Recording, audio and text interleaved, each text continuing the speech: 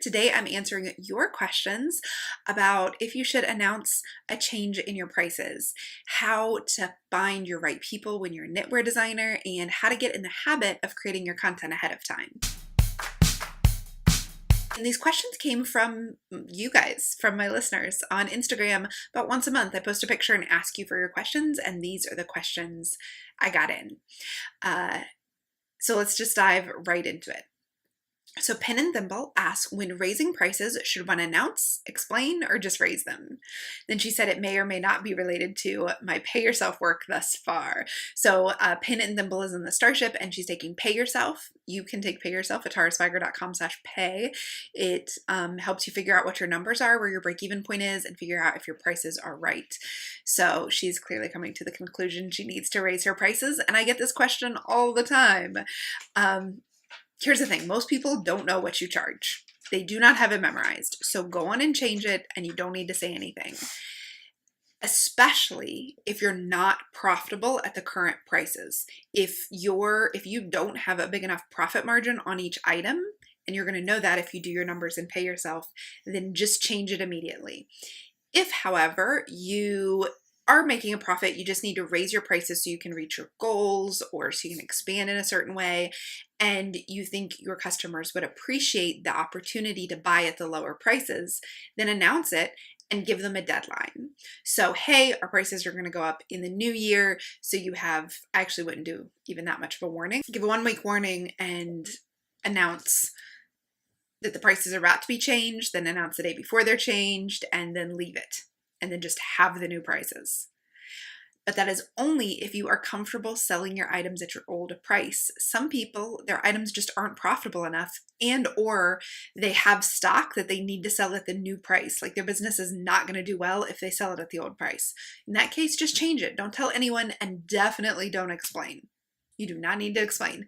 In all of my experience, it's been 5 years since I first made the first version of Pay Yourself. I have since taught it online to dozens and dozens of people. I've taught it at conferences, to rooms with dozens of people, and everyone who's ever gotten back to me about raising their price has told me that their business did better. They made more sales with the higher priced items because the higher priced items weren't they were indicative of the actual quality. So before they raised their price, people didn't really trust that they were any good.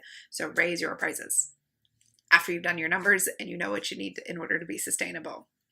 So someone says, adding on to Pen and Thimble's question, what about notifying wholesale customers about price increases? So it's a little different when you have a wholesale customer because the wholesale customer has your old price list, right? So far, I've advised that an increase is coming and offered a last time to buy at current price. Is there another better way to go about this? No, I think that's perfect. What I like, what a lot of my clients do is they send a notification. Here is the new price list. This will go into effect on this day. Pick a good round day like October 1st or January 1st. So you have until then to place your orders at the old prices. And then the one thing you didn't mention is I would send a reminder a week or two before the new prices go into effect. Just a reminder, new price list goes into effect January 1st. So if you wanted to grab those at the old price, you can do that now. And again, no explanation needed. People will expect that you will raise your prices as time goes on. All right, so so someone posted on, I think her name was Anina, on Facebook. Hi Tara, I'm a knitwear designer. I've been following you for a couple months now. First of all, thank you so much for all the info you put out for us to grab. Love your podcast, and your voice always makes me relax and feel that everything will be okay. That's so nice. I could go on and on about how you improved my biz because you're amazing. Oh, thanks. Here's my question. How and where do I find my people? I know it depends. And she did a winky face emoji. But really, I don't know where to start. I'm quite active on Instagram. I have some 200 plus followers, Facebook page 200 plus, Facebook group 60 plus, newsletter 26 subs. I see this as my biggest struggle at the moment. Anyways, a special thanks for the product launch podcast episode. Thanks. I jumped all the hoops with my latest design, and it did like a gazillion times better than any of my launched before. 80 plus pattern sales on Ravelry. That's amazing. By the way, this is my interjection. With just a newsletter group of 26 subscribers, 80 sales is amazing. And it stayed on the Hot Right Now first page for over 24 hours. Girl, that's awesome. I'm so excited for you. So I'm going to link up that product launch podcast in the show notes, which is at taraswiger.com/podcast 178, so that you can do the steps she's talking about. But she's asking how to find her people. This goes along with a question that Linda Gazer, I think is how you say her name, asked, and I'm going to read them both because they apply. So how do you find your right people if they're not a stereotypical group of knitters that's already gathered and joinable? How can I attract them when I look for customers of a certain mindset? Just try to get in front of many and hope that the right ones will resonate with me and stick. And then she apologizes for the language. So I think that she's a native speaker of another language. So yeah. I have episodes on how to find your right people. I'll be sure to link them up in the show notes. The gist of it is this. You, as a knitwear designer, design clothes that people put on their body or accessories or home goods. So the question to ask yourself is, who is the person who has this in her home and knits? What does she like? What is she into? What else does she have? What else does she wear? What does she pursue? Like, as a knitwear designer, you have a specific aesthetic and you want to get in front of the person with that aesthetic. The other option is that you might have a specific specialty, like intricate lace shawls or Scottish colorwork, but I don't know if that's the right word for that, Scottish colorwork. But basically, it's the person who wants that thing. That's who your right people are. How you find them is you define them, and then you really think about and research what else do they do? What blogs do they read? What magazines do they read? The best way to do this, because you guys have both already had sales, is to ask your current people. Ask them what they read, ask them what podcasts they listen to, ask them what magazines they read, and then get in those places. That's it. You already have people, so just go and ask them where they are doing their thing and then get in front of them. So use the people you already have to find new people. Not just get in front of them, but also use how they describe your work in descriptions of your work. Like, you basically want to reflect back to new people what your current people love about you, and they're going to really, then the right people, like you said, are going to find you and stick. So you are not trying to, like, don't worry if it's only your right people you're talking to, because the people who resonate will stick. Just keep paying attention to them, asking them questions, following them on Instagram, seeing what their other projects are, and then use that in how you know to talk about them. The best way to find your people is to look at the people you have, befriend them, get to know them, figure out what else you can do for them. That's absolutely how my business has grown. Every podcast episode I record, every class I create, I picture 1 to 3 of you, and I just do it for you. Now, it's not the same 1 to 3 every time, but it's my bestest people who buy my stuff. I then ask them what they need, and I make the next thing for them. Knitwear design's a little different because it's all about your aesthetic, but it's going to resonate with those people, and then watch what their questions are, what their issues are, and that's what you create for them.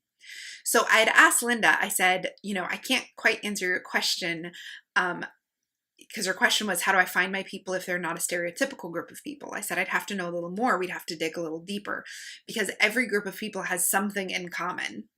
And that's how we're going to think about them. And she answered, I tend to try and explore new techniques in every design. So I look for knitters who enjoy new experiences and technical challenges, be it complex lace, colorwork, short rows, brioche, without staying with one special technique, garment, or style for a long period of time. So Linda, you've answered your own question. You are looking for people who like complex, new challenges. Those people do gather online. There are absolutely Ravelry groups about complex and new challenges. Mason Dixon Knitting is doing like a new technique a month, kind of knit along, where it's exactly with that premise. So I'm not saying that's where you need to be. I'm just saying that is a group of knitters, people who self-identify as people who want new challenges. So you keep that in mind. So you not only attract them by being on the kinds of blogs and Ravelry groups they're on, but you also attract them by talking specifically about that. Like, do you say in your work, it's for challenging knitters who are looking for a challenge. It's for people who want to learn new stuff. And then does all of your brand back that up? The kind of patterns you're selling, the way you take your photos, the way you write your patterns, the way you describe your patterns. That's how you find your people. You tap into what they really want from you, and then you tell them that, and then you show them that all over with your products, your photography, your descriptions. I hope that helps. There is an episode about your right people, and I go into this in my book, Market Yourself, which you can find at taraswiger.com/book. It's a whole workbook about identifying your people and being in front of them. Now, Jen C. Nips says, I might totally be messing up your name, by the way, Jen, watched your video on how you do your editorial calendar and loved it. Thanks. I'll link that up for you guys in the show notes. How did you get in the habit of planning that much ahead, and was it difficult to do in the beginning? I've known I needed to do something similar for a long time, but I've never taken the time to do it before now. How did I get in the habit of planning that much ahead? I made myself do it. So like with any habit, you're going to need to put it on the schedule, plan for it, and then get consistent. Just do it. Have a habit trigger, maybe something that you do that always triggers that habit. Basically, you need to not just think it's going to happen. You have to make a plan for doing it. I got ahead on my editorial calendar by making every Tuesday podcast recording day, and for the first couple weeks doing a couple at a time. Actually, as I record this, it's 2 weeks before this episode comes out. So I've already recorded next week's episode. It's an interview show. When you're listening to this, it'll be last week's episode. And then this one. And I went ahead and decided to do 2 instead of just my normal 1 because I had the time and I had this episode all prepped and ready to go. So, yeah, you need to set a date. First of all, since you said you saw that editorial calendar video, then I'm assuming that you know, that you need to know what you're going to post about. You need to pick a day that you're always going to post. So whether it's Instagram or it's your blog or it's a podcast or it's a video, pick a day that is always your day and then plan out the next 2 or 3. You can't work ahead unless you know when it's going to come out and what ahead means. So once you have that planned out, then do 2 or 3 at once and then make yourself still do 1 the next week and then still do 1 the next week. And the more that you do it at the same time every week, the easier it'll be to just stay consistent with it. Okay, next question comes from Nerny Aaron. I don't know how to say that name. I don't know if this is something you can cover in your Q&A episode, but I'd love to know if you have resources about managing your small business when you're a stay-at-home parent. My goal is to sell PDF sewing patterns, and I bought a class that will teach me to do this, and I'm computer savvy and highly motivated, but I can barely stay on top of blogging once a week. How do Starship captains in a similar position move the ball on their business while caring for kids? I often wonder if I'm demanding too much of myself and that my expectations are unrealistic. For starters, your expectations are absolutely unrealistic. Everybody's are. Like, this isn't just you. Everybody thinks we can get more done in a day than we can really get done in a day. So first, acknowledge that. Second, acknowledge that all progress counts. All progress is good. Anything you do that progresses on your goal is good. So don't beat yourself up for it not being more. Acknowledge what you're doing and know that that's more than what you were doing before. So that's huge. As you guys know, I don't have kids, so I don't have a bunch of resources. You asked specifically for resources on this. Someone else replied in my Instagram comment, so I'm going to read that, and then I'll tell you what I have learned from Starship Captains. So Pen and Thimble says, hey, fellow stay-at-home parent here. This will totally depend on the number of kids, phases they are in, temperament, but by August we had a routine. I would do the hands-on work in my studio, 9 to 12:30, and at 12:30 we'd take lunch outside, and they'd play outside for the rest of the day while I worked on my laptop, emails, blogs, Etsy listing, Tara courses, and other back-end computer stuff. My kids are 5 and 2.5, she says. That being said, back to school has been a huge transition, and my 2.5-year-old has been lost without her big sis in the mornings, so I've not had much of a schedule for the last 2 weeks, or such an amazing schedule for the last 2 weeks. I've just been holding the youngest all morning and the oldest all afternoon. So that, again, like her main point, it really depends on your kids' ages. So it also depends on what else your kids are doing. So being a stay-at-home parent is actually a huge spectrum of activities, right? A stay-at-home parent of a 2-month-old is totally different than a stay-at-home parent of a 10-year-old who goes to school all day. So also, it depends on what support you have, what kind of childcare you have. The best piece of advice I can give you is something that many Starship captains and other successful business ladies I've talked to have said, and that is this whole idea that people are doing it while also parenting, or rather being present with their children full time and working on their business full time. That's an illusion. The people who you see who are stay-at-home parents and are working and really growing their business quickly, they're not with their children in the hours that they're working. So their kid is either going to daycare, or they have a nanny come in, or their kid goes to grandma's house, something. And there's actually a really great blog post about this. I will try to find it. That a big blogger was saying, like, there's a misconception that because I'm a blogger, I'm parenting my child 24/7. In fact, I think hers was a nanny comes and she goes away to her office for 5 hours a day and works. I talked to another business owner who told me the same thing. She was like, I could not have grown my business while my kid was home. It wasn't until she went to daycare at like 3 or 4. And then I work all of the hours she's at daycare, but I am not getting it done while she's at my feet and I'm talking to her. Like that's just impossible. And especially depending on the age of your kid, you might get a lot done before the kid can move around a lot and they nap a lot of the day. But like a 2-year-old, I've spent some time with my friends 2 and 3-year-olds, and you're not going to get a lot done when you're also fully engaged with them. So that's okay. But then it's up to you to decide how you want to balance that. So if you do want to build your business, what I'm saying is that most people are getting childcare. And that childcare could be inside the family. It could be that you work when your partner comes home and they take the child for a couple hours. It could be a family member. It could be paid childcare. But the idea that people are building their businesses like while with their kids, like that's not happening. Everybody that I'm talking to is saying, no, I'm doing it in the hours when the kid is not with me. That might be on a nap. That might be with somebody else. But it's not like happening simultaneously. I mean, obviously, if you think about it, like I couldn't record this podcast or videos if kids were running around.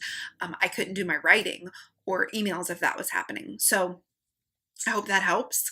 I say all that knowing I don't have kids and no judgment for whatever your decision is. So some people really want to be, when they say stay-at-home parents, they mean not working at home. They mean staying at home, being with their kids full time. If that's your choice, recognize your business is going to grow slower. If you do just choose to do it in small chunks of time, like nap and after they go to bed at night. And if you want your business to grow fast, realize you might need some uninterrupted hours where someone else is taking care of your child. And of course, all those decisions are up to you. And every decision, as long as it's one you truly came up with and you're truly happy with and excited about, all of them are good. There's no judgment. There's no rush to grow your business really fast. There's nothing. You just go with what's going to work for you and your family. And communicate with your partner and everybody else in your family about what your expectations are and about what it is you want to create and the amount of time you're going to need to create that. Be really clear. The clearer and more honest you can be with yourself and the other people in your family, the better results you're going to get. Okay, so there's some parenting advice from a non-parent. You can choose to take that however you like it, but that is what I'm seeing from my captains and my friends who are building awesome businesses. Also remember, I do have to say this, sorry, it's all a phase. Everything that's true now won't be true in 2 years when it comes to kids. So whether it's their needing your every moment when they're 6 months old, or whether it is feeling really clingy at 2 years old because their big sister went to school, or whether it's being really annoying at 15 years old, all of it is a phase, and you can build your business at any phase. Just because you're not doing it now doesn't mean you're not going to have any opportunity in the future. So this is the thing I hear from a lot of parents. So, most of the people that I end up working with that grow their business pretty quickly, their kids are at school. So I've really found that the people who really can kind of buckle down and work on their business, it's usually after their youngest is 7 and older. It's not to say people don't do it with toddlers. It's just that's been my experience. And that's often the time where your brain kind of opens up. You kind of come out of that fog and your kids are away for a certain amount of hours. And yeah, so if that's you, and you're not to that stage yet, but you're picturing it in the future, it's okay. It will happen. So the next question is from JS Designs SCC. I'm not sure if I said that right, but she asked, this is totally unrelated to business, why did you go vegan and has it been difficult? So it's an interesting question. If you follow me on Instagram, then you see sometimes I tag my meals or foods on Instagram stories, hashtag what vegans eat. That is because my husband is a vegan and he does a lot of the cooking. So I'm a vegetarian and I have been since 2014, 2013. No, before that. Let's say 2010. It's been a long time. He's been a vegetarian since he was 16. In 2014, he went vegan. He has his own reasons. Maybe I'll have him on the podcast if you guys want one day and he'll explain them. But our home is totally vegan. Like, so no cheese, sour cream, butter. And I always say I'm vegan-ish, like obviously at home, but when I travel, I've been known to have a buttery croissant or cream in my coffee. So I don't like labels. I don't like labels. They just hold you down. You asked, has it been difficult? So because our house went vegan, I feel like I can answer this question. No, not at all. Like, not even.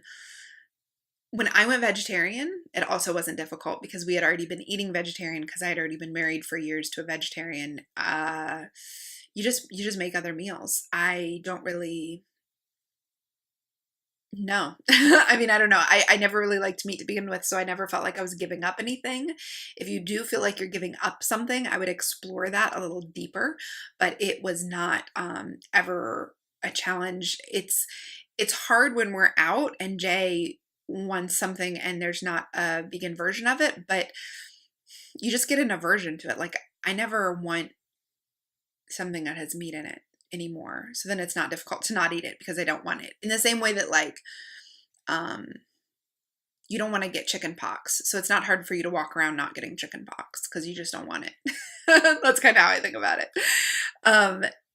Basically, my best advice is if you don't cook at home, I think it would be extremely difficult. So what I often do with friends who want to eat more vegetables and maybe become a vegetarian is first tell them to learn how to cook at home.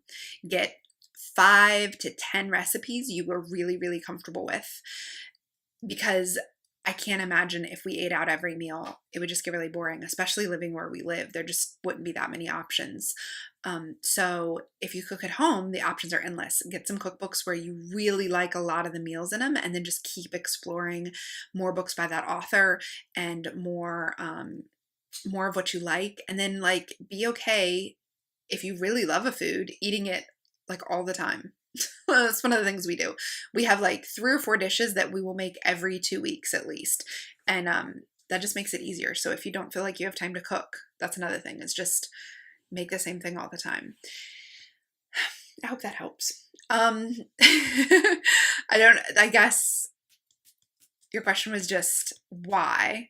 The why, I will tell you, without like grossing anybody out. Read the book Eating Animals by Jonathan Safran Foer. That did it for me. I was all done eating animals after I read that book. And then being veganish, we talked about it together, and I was like, hey, I can't commit because of my travel and my love for cream and coffee. But actually at home I use, it's called, the brand is So Delicious Coconut Creamer. It's amazing. But when I'm out, that's harder. And the why was actually, we read Alicia Silverstone, who's Cher from Clueless. She has a book called The Kind Diet. And that book talks a lot about the animal cruelty that's involved in the milk and egg business. So that is why both of us had decided to become vegetarians separately, and was animal cruelty. And when you realize that the milk and egg trade is just as cruel to the animals involved as the meat industry, it just seemed like that would be the choice that was in alignment with what we were doing. So that's really why, animal cruelty. I think that's it. That's all the questions I got in. So thank you so much for sending in your questions. We had a whole variety of questions there. You can ask your questions on my Instagram account. I do a post, so make sure you're following me at Tara Swiger. And I would also love to know what you think of this episode. You can leave a review on iTunes, which helps other people find the show. It's super awesome. Or you can a post on Instagram. Tell me what question you want me to answer or what was my favorite answer from this episode with the hashtag explore your enthusiasm. Thank you so much for listening and have a very enthusiastic day.